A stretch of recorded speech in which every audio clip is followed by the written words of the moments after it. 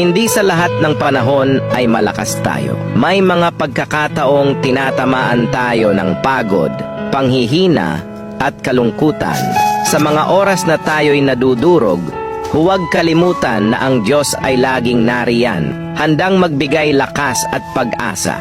Ang tunay na lakas ay hindi laging nagmumula sa ating sarili, kundi sa pagtanggap ng kanyang tulong at gabay. Sa kanyang pagmamahal, muling babangon tayo at malalampasan ng lahat ng pagsubok.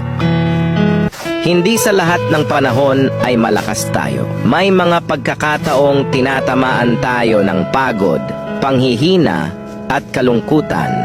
Sa mga oras na tayo'y nadudurog, huwag kalimutan na ang Diyos ay laging nariyan, handang magbigay lakas at pag-asa.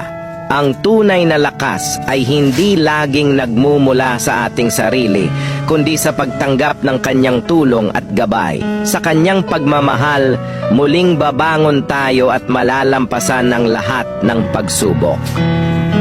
Hindi sa lahat ng panahon ay malakas tayo. May mga pagkakataong tinatamaan tayo ng pagod, panghihina at kalungkutan.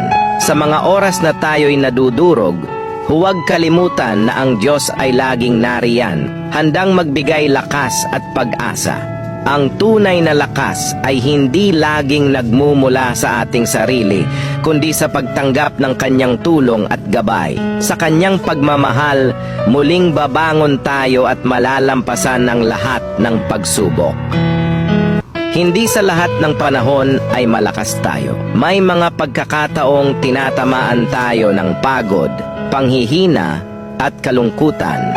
Sa mga oras na tayo'y nadudurog, huwag kalimutan na ang Diyos ay laging nariyan, handang magbigay lakas at pag-asa. Ang tunay na lakas ay hindi laging nagmumula sa ating sarili, kundi sa pagtanggap ng kanyang tulong at gabay. Sa kanyang pagmamahal, muling babangon tayo at malalampasan ng lahat ng pagsubok.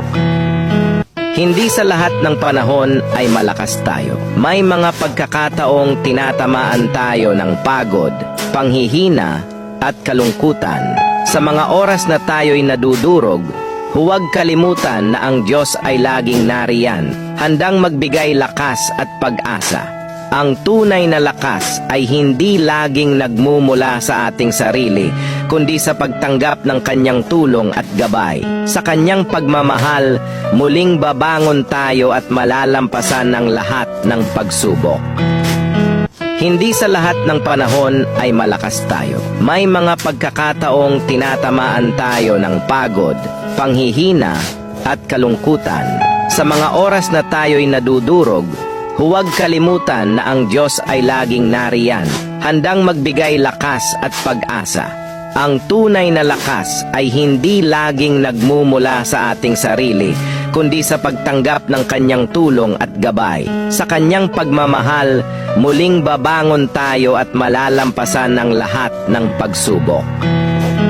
Hindi sa lahat ng panahon ay malakas tayo. May mga pagkakataong tinatamaan tayo ng pagod, panghihina at kalungkutan. Sa mga oras na tayo'y nadudurog, huwag kalimutan na ang Diyos ay laging nariyan, handang magbigay lakas at pag-asa.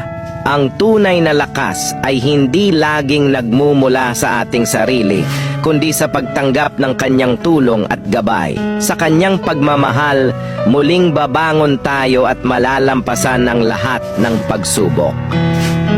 Hindi sa lahat ng panahon ay malakas tayo. May mga pagkakataong tinatamaan tayo ng pagod, panghihina at kalungkutan. Sa mga oras na tayo'y nadudurog, huwag kalimutan na ang Diyos ay laging nariyan, handang magbigay lakas at pag-asa.